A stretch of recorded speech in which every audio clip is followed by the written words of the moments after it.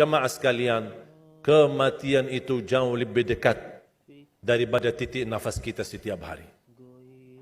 Bahagialah seorang yang bisa sisahkan amalannya, yang bisa membuka buku amalannya walaupun dia mati, tapi terus disalurkan pahala, sedekah jariahnya tidak terputus. Sepengalaman saya, dan saya belajar, tidak pernah saya menemukan amalan sehebat untuk mendukung dan mewakaf Al-Quran. Al-Quran untuk dibelajari, Al-Quran untuk dihafal. Saya memiliki harapan yang sangat tinggi. InsyaAllah Indonesia, sepanjang apapun kegelapan, sepanjang apapun kegelapan kezaliman, sepanjang apapun kehilangan keadilan, InsyaAllah akan datang satu saat terbitnya matahari adil. Dan InsyaAllah Indonesia akan menjadi negara Al-Quran. Saya bisa meyakinkan gitu karena saya telah merasakan bagaimana di Turki. Turki negara sekuler yang ratusan tahun serangi Islam, ratusan tahun menabaikan Islam, tidak boleh kumandangkan azan dalam bahasa Arab, tidak boleh ada rumah tahfiz, tidak boleh ada pesantren, tidak boleh belajar agama, tidak diberikan anak-anak kita bisa belajar dengan sendirinya Al-Quran. Semuanya dilarang dengan keras, bahkan terancam orang-orang yang melanggar aturan itu.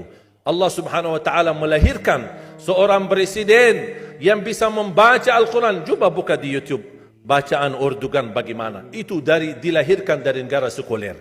Saya bisa meyakinkan insya-Allah 1 juta menghafal Al-Quran, dan Bapak Ibu mudah-mudahan masih punya umur akan mendengar pengumuman besar imam besar salat Idul Fitri dan Idul Adha sekaligus khatib adalah Presiden Republik Indonesia menghafal Al-Quran. Itu yang saya yakini, dan saya tidak pernah merasa lelah, dan saya selalu berkata sama istri, kalau saya mati itu pun karena saya bersama Al-Quran. Wallahi jamaah sekalian, yang bersama Al-Quran tidak akan merugi. Berkah rizkinya, berkah umurnya, terjamin kebahagiaan. Allah Subhanahu wa taala hanya minta satu, berkenan bersama Al-Quran di dunia. Apa yang kita dapat? Apa yang akan dibalas? Akan Al-Quran temani kita di dunia, akan temani kita saat sakratul maut, akan temani kita di kuburan membela kita, akan menemani kita saat kita dibangkit oleh Allah, akan menemani kita saat hisab, akan menemani kita saat berjalan di atas sirat yang sangat tipis dan panjang, bahkan tajam jalanannya. Begitu sampai ke surga, apakah Al-Quran melepas? Tidak akan melepas. Al-Quran masih berkenan, padahal kita hanya cuma sekali berteman sama Al-Quran di dunia. Dia begitu luar biasa panjangnya bertemanan sama kita sampai ke surga. Bahkan akan temani kita masuk surga. Sebagaimana bersabda Rasulullah SAW, yuqalu liqari'il Quran, ahlul Quran di dunia yang kesibukannya baca, kesibukannya hafal, tidak membuangkan waktu sia-sia, selalu bersama Al-Quran. Allah suruh dia, bacalah dalam surgamu, naik derajatmu. Baca, naik lagi. Tambah lagi baca, naik lagi. Sampai di posisi mana pun anda berhenti baca, disitulah posisimu di dalam surga. Bagaimana kata Siti Aisyah di riwayat Imam Muslim, jumlah tingkatan-tingkatan dalam surga Allah sesuai jumlah ayat Al-Quran. Oleh karena itu tidak ada yang lebih tinggi di dalam surga Allah daripada Ahlul Quran. Cukuplah bahagia Ahlul Quran ketika di hari kiamat dipanggil.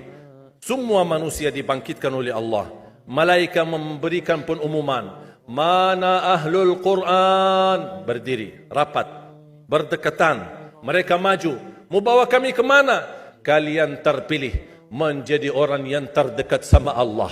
Karena Ahlul Quran adalah keluarga Allah Subhanahu wa ta'ala.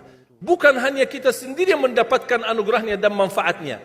Semua keluarga kita, termasuk orang tua kita dan orang yang ada di sekitar kita. Makanya jemaah sekalian, kalau anda gagal penghafal Al-Quran, anakmu pun gagal penghafal Al-Quran, jangan sisahkan walaupun saham menjadi saksi baik di hadapan Allah. Ya Allah, saya belum hafal, anakku gagal penghafal Quran, tapi insya Allah hartaku, usahaku, pikiranku, tenagaku bisa terus memperjuangkan Al-Quran. Apa saja ya Allah, insya Allah menjadi saksi baik. Dan nanti di hari kiamat, insya Allah kita bersama Ahlul Quran mendapatkan syafaatnya Al-Quran di hari kiamat.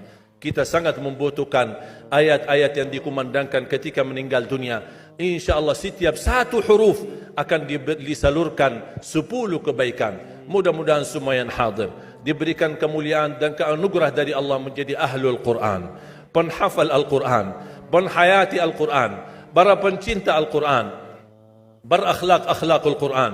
Ya Allah, aku mohon atas izin-Mu ya Allah, kami bersama-sama bertemu di masjid ini. Berilah kepada kami kemuliaan bersama-sama bersama ahlul Quran di dalam surga-Mu ya Allah, ya Dzal Jalal wal Ikram, ya Arhamar Rahimin, ya Arhamar Rahimin. Anugerahlah kepada kami anak dan keturunan penghafal Al-Quran, anak dan cucu penghafal Al-Quran yang mampu menjaga nama baik keluarga kami, yang mampu membanggakan kami di hadapan-Mu hari kiamat, yang mampu menhadiahkan mahkota untuk kedua orang tua kami. Birahmatika ya Arhamar Rahimin. Ya Allah, maafkan kalau kami tidak berhasil menjadi penghafal Al-Quran.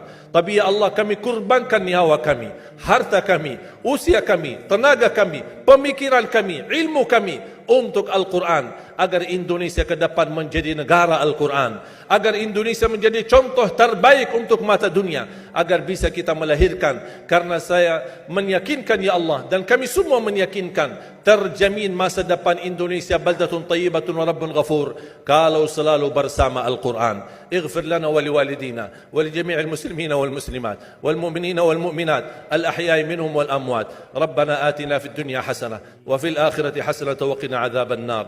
وصلى الله على سيدنا ونبينا محمد وعلى آله وصحبه وبارك وسلم والحمد لله رب العالمين.